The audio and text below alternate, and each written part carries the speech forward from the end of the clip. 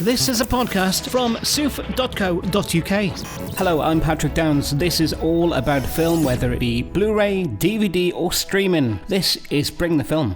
In Ammonite, acclaimed paleontologist Mary Anning works alone selling common fossils to tourists to support her ailing mother, but a chance job offer changes her life when a visitor hires her to care for his wife. I must confess I'm a little in awe. Your reputation is something I've often heard discussed in the Geographical Society in London. All boys together? Yes, well, quite. I was under the impression that fine London gentlemen were no longer interested in my sea creature relics. Fashion moved on.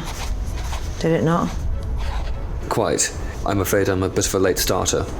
It'd be customary for a gentleman to write to me, to make an appointment. Starring Saoirse Ronan, Gemma Jones and Kate Winslet. And our correspondent Hayley Donaghy caught up with Kate Winslet, who plays Mary, about the character, how it was described to her, and what made her want to say yes to the part. When I was sent the script, I didn't know very much about Mary Anning. I knew who she was, and I knew a little bit about what she had done in our history, but I knew nothing about the extent of her work and the scientific significance of her work, and also the struggle that she had to endure, not only as a woman, but as a working class woman who had come from a very, very impoverished background and had experienced a huge amount of loss in her life. She lost her father when she was only 11 years old.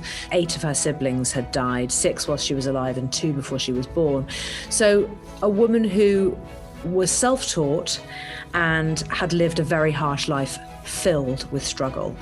And so I felt so intrigued just by reading those few things about her before I read the script, and couldn't wait to see what Francis Lee, the brilliant filmmaker who had done God's Own Country, I couldn't wait to see what he had done with this same-sex love story, because I loved God's Own Country so much. And so when I read the script, I knew that I wanted to do it. I mean, I don't know, I felt it was, to me, it feels like a very important film, and not just because it talks about Mary and it really celebrates her remarkable achievements, and it really sets out the struggle that she experienced and that she lived in this patriarchal world that was so horribly dominated by successful, rich men who were not as clever as she was. But making it a same-sex love story was something that I really admired and appreciated and felt almost worthy of her magnificence in a way as well. And then I just had to figure out how the hell I was going to play her. Exactly. I wanted to ask you about that because you had an amazing preparation time, didn't you? Can you tell us about what you specifically got to do, and talking about staying on your own, I believe, for a while and learning to fossil? So when I was preparing for the part, I mean, I did have a good few months. I think I had about 4 or 5 months, which was a little bit of a luxury, actually. And so I worked quietly on my own on the sort of bolting down of the emotional side of Mary. And for me, I decided that because she had lost her father and she was raised by a mother who was so grief-stricken all of the time and probably lived in fear as well of something happening to Mary and her one remaining other sibling, who was named Joseph, actually, in truth, that I decided that Mary probably had some quite significant abandonment issues and things that would have made her very socially awkward and fearful of connection with people, just on a basic friendship level. And so that really added layers to her in terms of how private she was and how isolated she felt, compelled to sort of make herself from the world.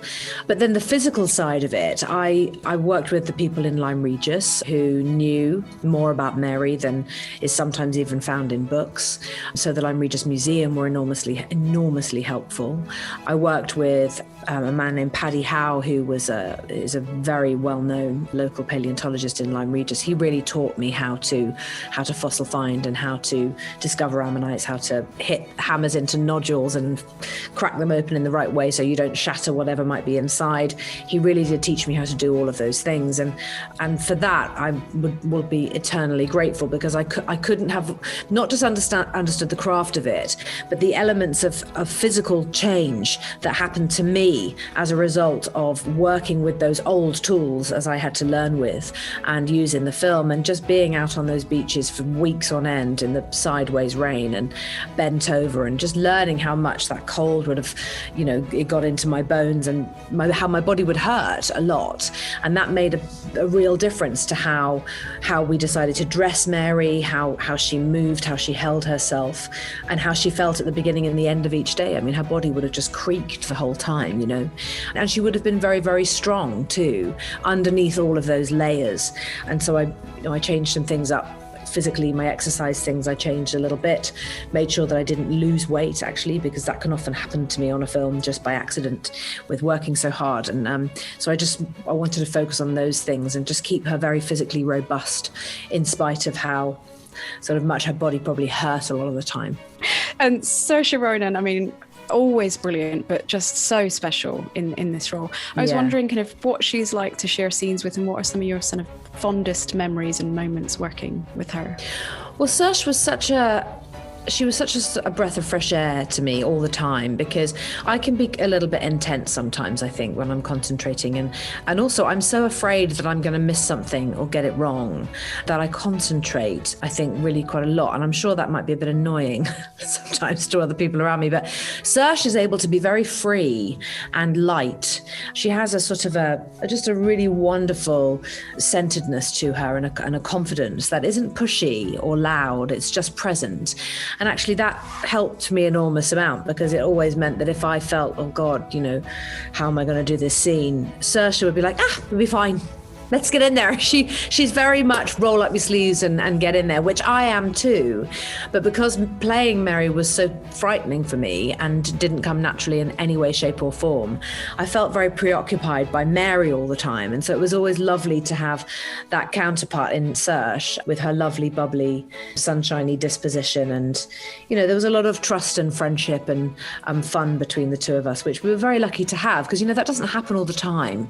Actors can be quite weird and interesting, and it's always such a privilege to see how odd everyone is. But Saoirse and I actually were quite similar. So that was really great. And we supply to regional radio, so I was wondering if I could ask you specifically about what you enjoyed about filming in Lyme Regis specifically, and then also Surrey, Cobham, Farnham. Working in Lyme Regis was just wonderful, and I actually feel a bit of a yearning for it. I even in lockdown tried to work out, well, is it really too far to just go for a walk? It's most definitely too far to just go for a walk, but it's the only place I've been tempted to go. And I miss it actually. The people are wonderful there. There's a real sense of community, people who love it, whose families have lived there for a very, very long time. I worked with the Lyme Regis Museum, who were very helpful. There's a wonderful lady who's a volunteer at the museum called Lizzie Wiscombe, who is a partially sighted volunteer, and her voice to me was the most wonderful version of a Dorset accent that I had ever heard. And she would sit with me with her guide dog, Mr. Healy, and we would talk for hours and hours, and I would record her and we'd share stories and conversation. And I actually tried, I used her voice as my template for Mary. So even just having someone so generous with their time like that made a really big impact on the voice of Mary Anning. And I'll be so grateful for that forever. And just walking on those beaches, working on the beaches that Mary would have worked and would have known like the back of her hand. I love the Jurassic Coast. We spend a lot of time in Cornwall, and the journey to Cornwall doesn't actually necessarily take you on that road, but I always take that road because I just love going through hardy country, and the Jurassic Coast is just stunning, and it takes a lot longer to get to Cornwall that way, but it's well worth it. Oh, amazing. And I know we need to wrap, but did I just quickly ask you how you'd feel about winning an award for this amazing film? Well, I'm not sure if that's going to happen at all. But I have to be honest, I think especially now, award ceremonies and nominations and being part of all of that, it feels more important actually than ever before, because we have very few ways to celebrate one another's work, and we're watching films on streaming services. We aren't even able to go into a collective space and share an experience with an audience. So actually being able to celebrate the work through, nominations and so on and so forth is a really lovely way, I think, for everyone to kind of just sort of stand together and be proud of the things that we've achieved, particularly for women. I think it's a really significant time for women. I think this decade is absolutely absolutely going to be about women championing other women without judgment and without hesitation in any way, shape or form, and really celebrating achievements and voices and what people have to say, what women have to say. And it's a very exciting time, I think, to be a woman, and actually to be a middle-aged woman, where hopefully I'm able to share things that I've experienced that will have an impact on a younger generation, you know, because they are going to be the great leaders of the world, and they are the ones who are going to change the world. And for me, I'm trying to use my words really mindfully and respectfully, because I genuinely think we have a duty now to pass on some language that they can use that will hopefully buoy them through as a collective group of really strong leaders. And it's very exciting. How long has she intended on being in residence? So send her home to that London. It's not our responsibility. She might die, Mother. Are we to survive while you play a lady's maid? I'll manage. If she is to be accommodated in my home, with constant care, and you turfed out of your bed, that husband of hers needs to pay more. Ammonite is out now. And with that, thanks for checking me out on the Bring the Film podcast today. I'm Patrick Downs, and you can keep in touch across Twitter at I'm Patrick Downs, also on Instagram, or facebook.com/officialpoptart. And there's also the website soof.co.uk. This is a podcast from soof.co.uk.